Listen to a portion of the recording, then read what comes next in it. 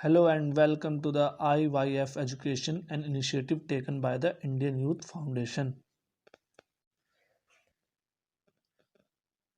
तो गाइज ये है चैप्टर 6 का पार्ट 4 जिसमें हम पढ़ने वाले हैं संवहन तंत्र के बारे में। तो बेसिकली क्या है संवहन तंत्र, क्या होता है? जैसे हम मनुष्य में भोजन हमने ले लिया, ठीक है, ऑक्सीजन भी ले लिया।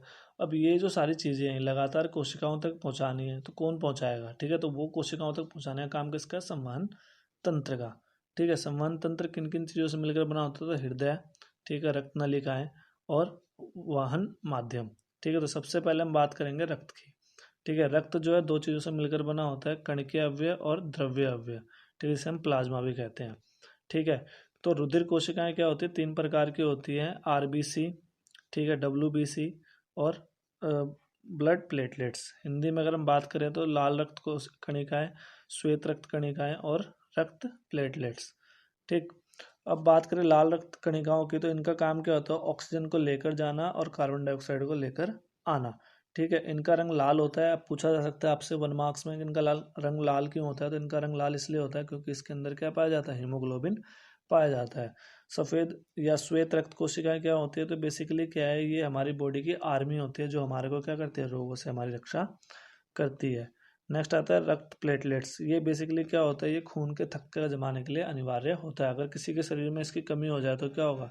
खून के थक्का जमना बंद हो जाएगा, जिससे क्या होगा? ब्लड का फ्लो जो है बहुत तेजी से होगा। आपको पता है ब्लड कैंसर किसे कहते हैं? ब्लड कैंसर होता है जब श्वेत रक्त कोशिकाओं की संख्या हमारी ब्लड में क्या हो जाती है? एकदम से बढ़ जाए, तो उसे हम क्या कहते हैं? ब्लड कैंसर कहते हैं। अगर हम बात करें द्रव्य अवयव की, प्लाज्मा की, तो ये पीले रंग का होता है। ठीक है, इसमें 90% क्या होता है? वाटर होता है और 10% में क्या होता है? प्लाज्मा प्रोटीन, जैसे एल्यूमिनियम, ग्लोबुलिन। ठीक है, ये सारी चीज़ें होती है। आजकल ये नाम आप बहुत सुन रहे होंगे। मैं ये वीडियो कोरोना के टाइम पे बना रहा हूँ, तो कोरोना में आजकल देखा होगा आपने, केरल और दिल्ली में बात चल रही है कि जो लोग कोरोना पीड़ित हैं और वो अब सही हो चुके हैं, तो उनके प्लाज्मा का यूज़ करा जाएगा मेडिसिन के लिए। ठीक है, एज ए मेडिसिन जिन लोगों को हो रखा है, क्योंकि हमारी बॉडी का एक बेसिक नेचर होता है कि जो भी वायरस हमारी बॉडी में आता है, अगर हम उसको मार दें तो हमारी बॉडी क्या करती है? उसके लिए एंटीबायोटिक बनाती है। ठीक है, तो उसका यूज़ हम किसी और को भी स्वस्थ करने में कर सकते हैं। अगर हम बात करें रक्त वाहिकाओं की, तो रक्त वाहिका दो चीज़ों से बनती है, धमनी और सिराएं। पहले भी पढ़ा होगा आपने। धमनी क्या होती है? जो ऑक्सीकृत ब्लड को लेकर हृदय से शरीर के अलग अलग अंगों तक जाती है। जबकि सिराएं क्या होती है? तो सिराएं जो होती है विऑक्सीकृत ब्लड को लेकर जाती है। ठीक है, धमनी की भित्ति मोटी होती है और अधिक लचीली होती है। इसकी जो है कम मोटी होती है और कम लचीली होती है। बहुत आसान है याद करना। इसमें क्योंकि प्रेशर ज़्यादा होता है तो इसलिए इसमें वॉल्व नहीं होते। ठीक है, जबकि इसमें प्रेशर बहुत कम होता है, क्योंकि क्या है ना, ये बॉडी से वापस आ रही होती है, तो इसलिए इसमें क्या होते हैं? बहुत सारे वॉल्व होते हैं जिससे कि ब्लड बैक ना हो पाए। ठीक है, तो ये सतही होते हैं। ठीक है, जबकि ये क्या होते हैं? सतही नहीं होते, ये ऊतकों के नीचे पाए जाते हैं। समझ में आएगा इस? मनुष्य में दोहरा परिसंचरण तंत्र बहुत इंपॉर्टेंट है। ये 3 मार्क्स में आ रखा है 1-2 बार। ठीक है, तो बेसिकली होता क्या है? एक्चुअली ब्लड, ये बेसिकली हार्ट का एक तरह से डायग्राम है और समझाया गया है कि किस तरह से ब्लड होता है। तो ब्लड शरीर के शरीर से देखो, ब्लड आया हार्ट में। ठीक है, और हार्ट में आने के बाद क्या होगा? वो जो है, ठीक है, यहाँ से जाएगा फेफड़े में और फेफड़ों से वापस किस में आएगा? हार्ट में, और हार्ट से वापस जाएगा बॉडी में। तो यहाँ पर आप देख रहे हो एक चक्कर तो ये हो गया और एक चक्कर ये हो गया, तो 2 चक्कर है। इसी कारण क्या होता है? इसे कहते हैं मनुष्य का दोहरा परिसंचरण तंत्र। ठीक है, तो बेसिकली क्या है कि ये जरूरी क्यों होता है हमारी बॉडी में? तो ये इसलिए होता है जिससे क्या हो कि जो ऑक्सीजन है, ठीक है, जिसको अधिक, जैसे ब्रेन को अधिक ऑक्सीजन की जरूरत पड़ती है, तो उसको अधिक ऑक्सीजन प्रोवाइड किया जा सके, यानी कि जिसको जिस हिसाब से ऑक्सीजन चाहिए उसको उस हिसाब से ऑक्सीजन मिल जाए। तो इसीलिए क्या है कि मानव में दोहरा परिसंचरण तंत्र पाया जाता है।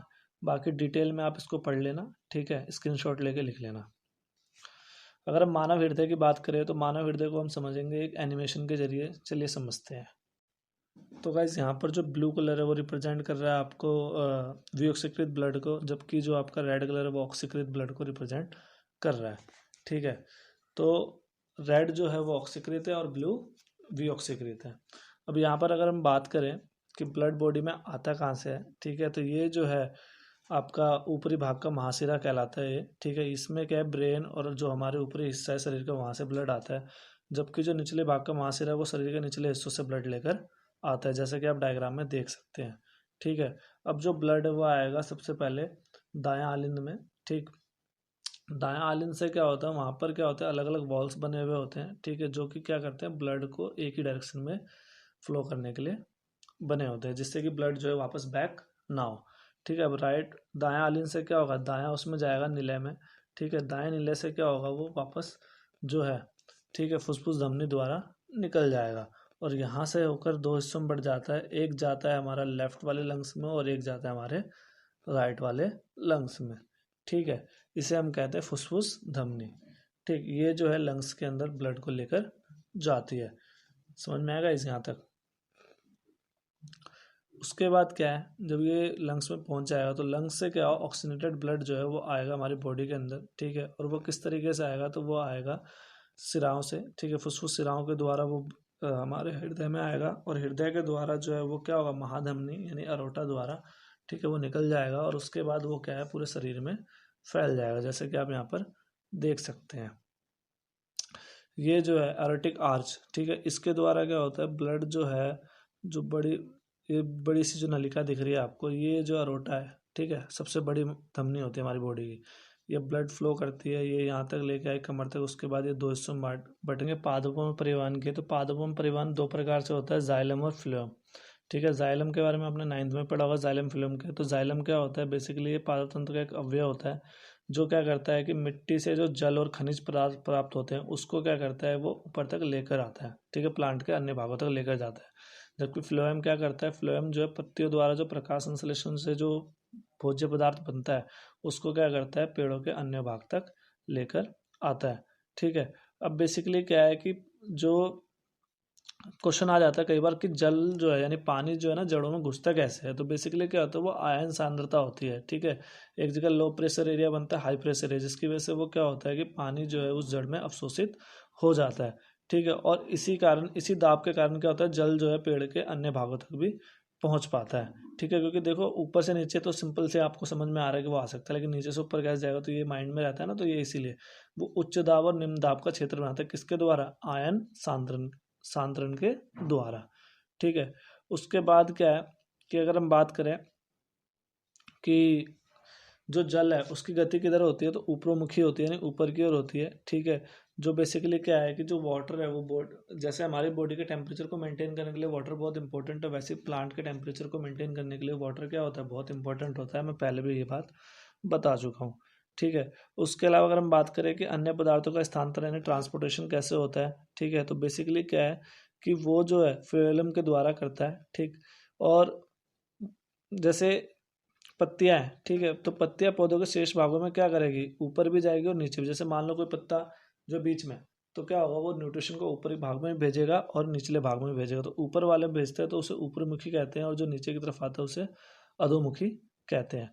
ठीक है, उसके अलावा क्या है, फ्लोएम जो है ना, ठीक है, वो क्या करता है, ऊर्जा का स्थानांतरण जब पूर्ण रूप से करता है। उसके अलावा क्या है कि सुक्रोज फ्यूलम जो है, ठीक है, वो क्या करता है कि एटीपी ऊर्जा से क्या करता है, प्राशरण बल द्वारा एक जगह से दूसरी जगह स्थानांतरित होता है। गाइस, ये हमारा इंडियन यूथ फाउंडेशन है जिसके द्वारा हम ज़रूरतमंद लोगों की सहायता करते हैं। तो अगर आप भी इसमें अपना सहयोग देना चाहते हैं तो प्लीज़ दें, तथा हमें सोशल मीडिया के ऊपर फॉलो करें, फेसबुक, इंस्टाग्राम और Twitter. So guys, thank you for listening. Please like, share and subscribe our channel.